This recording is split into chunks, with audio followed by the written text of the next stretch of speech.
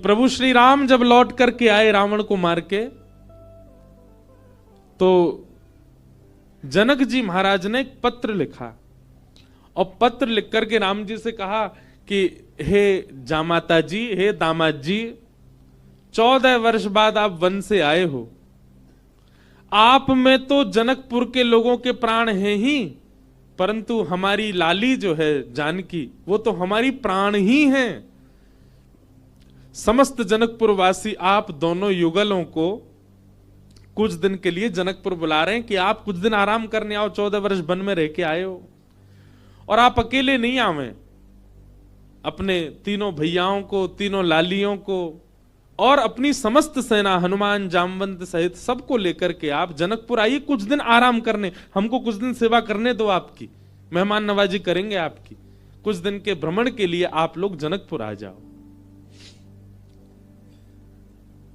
भगवान सभा में बैठे थे और सभा में बैठे बैठे जैसे ही जनक जी का पत्र आया तो भगवान ने हनुमान जी से कहा, पत्र पढ़ के सुनाओ, क्या बोल रहे हैं हमारे ससुर जी। हनुमान जी ने पूरा पत्र पढ़ा।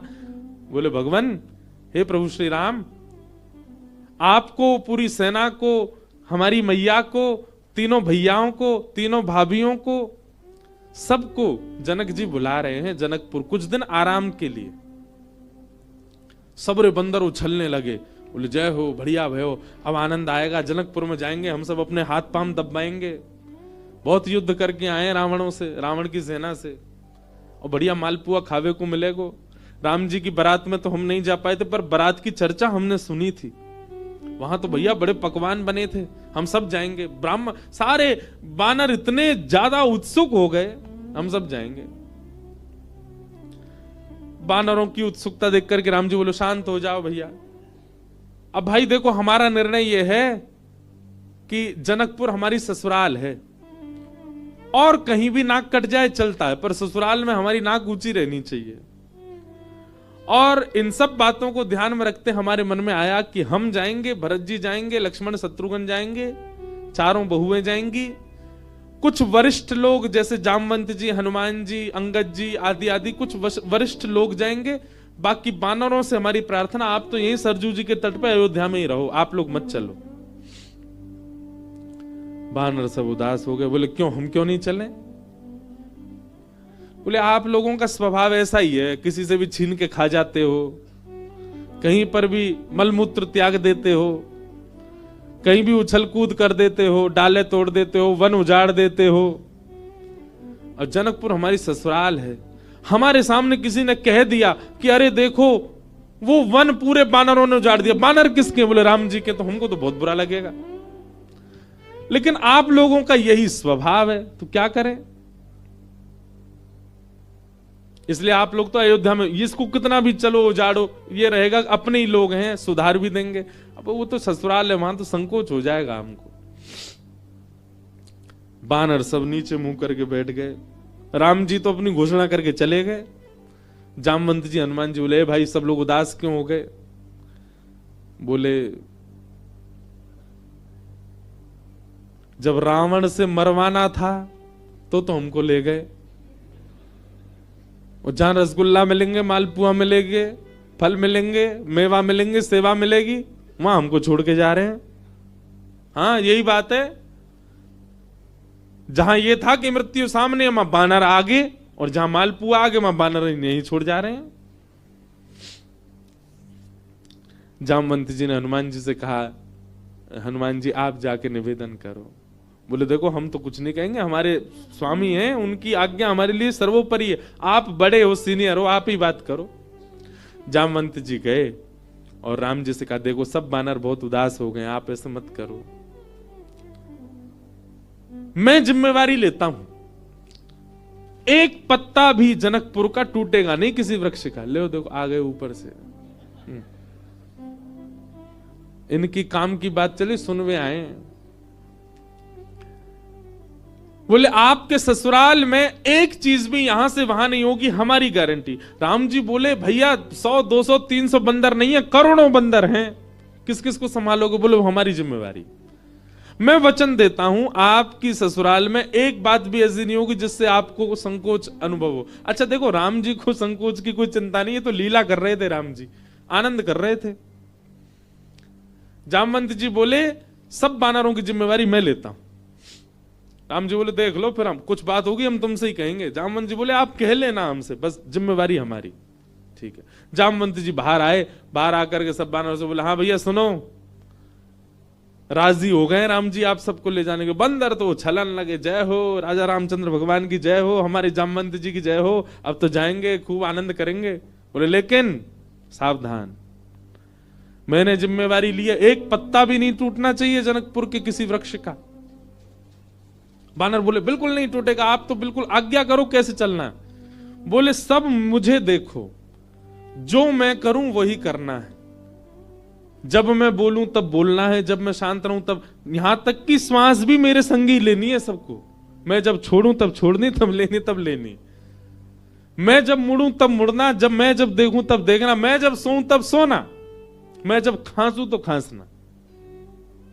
बानर बोले ठीक है। राम जी बोले एक बार हमको डेमो दिखाओ। जामवंत जी खड़े हो गए, करोड़ों बंदर खड़े सामने। जामवंत जी ने अपना उल्टा हाथ उठाया, सारे बानरों ने अपना उल्टा हाथ उठाया।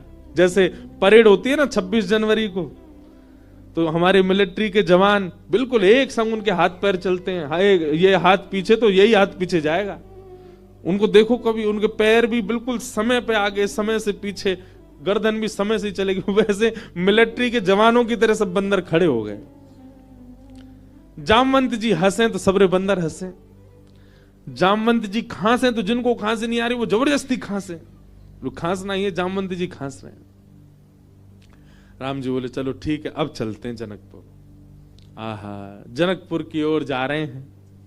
14 वर्ष बाद वन से लौटने के बाद, राज्याभिषेक के बाद राजा रामचंद्र भगवान पूरे नगर में उत्सव मनते जा रहे हैं। जहां जहां से निकलते हैं वहीं पुष्प वर्षा हो रही है,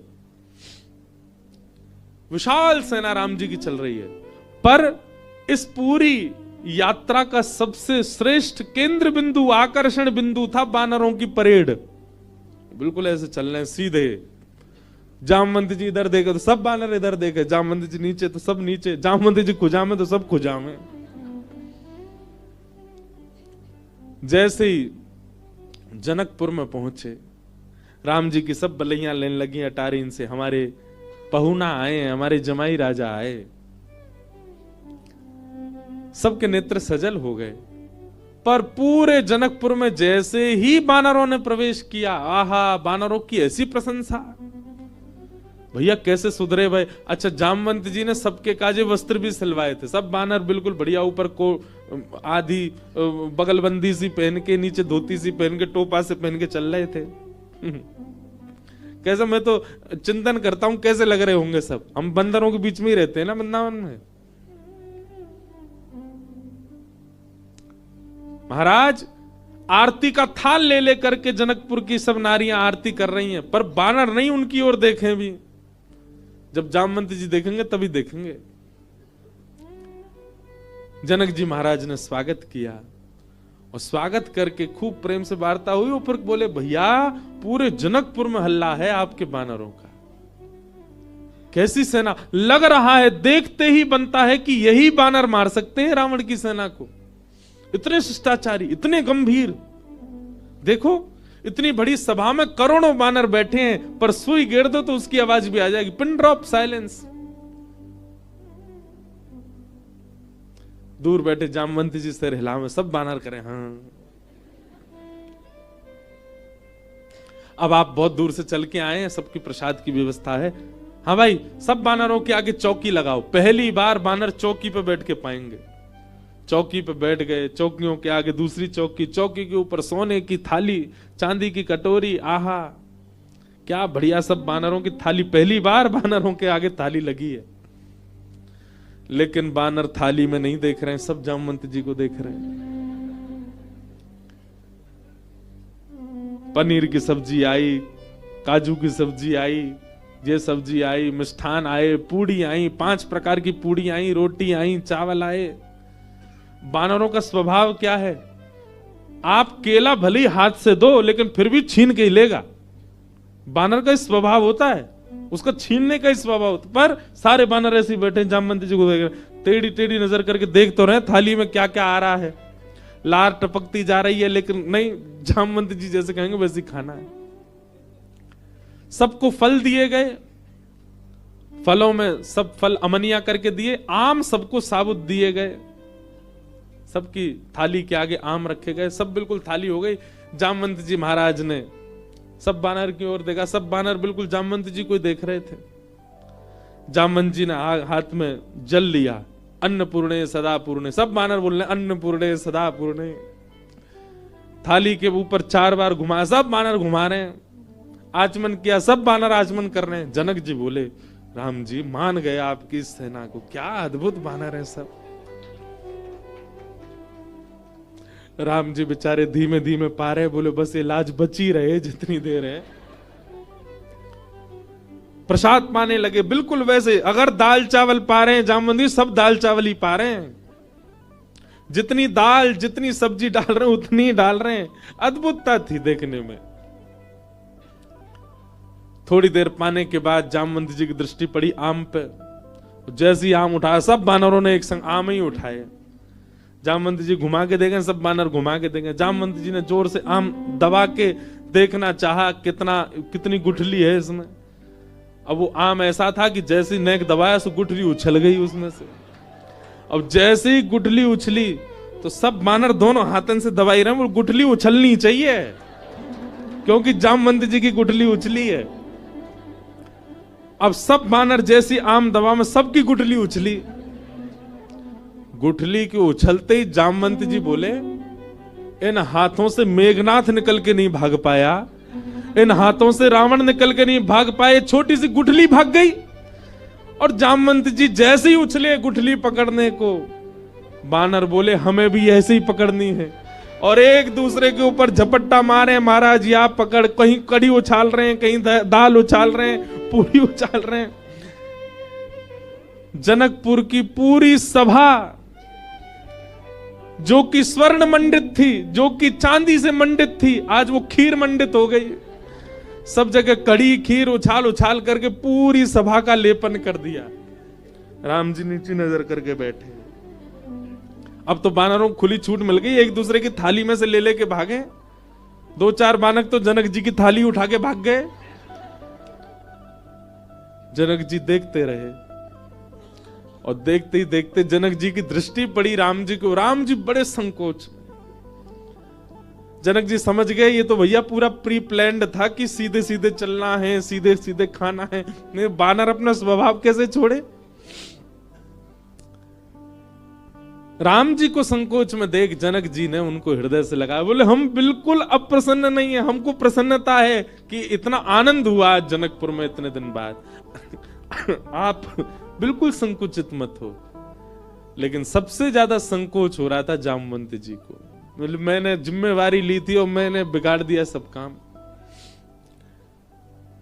जब जनक जी को राम जी को हृदय से लगाते हुए देखा तो जामवंत जी के मन में आया मैंने बहुत बड़ा अपराध कर दिया। आज जितने प्रेम से राम जी अपने ससुर जी को हृदय से लगा रहे हैं, हे भगवान मेरे अपराध का पीड़ा जो मेरे चित्त में है वो तभी दूर होगी जब इतने प्रेम से ठाकुर जी मुझे भी अपने हृदय से लगाए। जी की हृदय की भावना राम जी पहचान गए। और जब वापस जनकपुर से लौटने का समय आया 6-7 दिन बाद, जामवंत जी से राम जी ने एकांत में कहा हम आपके मन के भाव जान गए। जब जनक जी हमको हृदय से लगा रहे थे, आपके मन में आया था कि कभी आप भी हमको ऐसे हृदय से लगाओ। अब अभी हृदय से लगाने में वो बात नहीं होगी। जब आप अपनी पुत्री का वर्ण हमारे साथ करोगे, हम आपके दामाद बनेंगे, तब आप हमको इसी भाव से हृदय से लगाना, तब आपकी इच्छा पूरी होगी।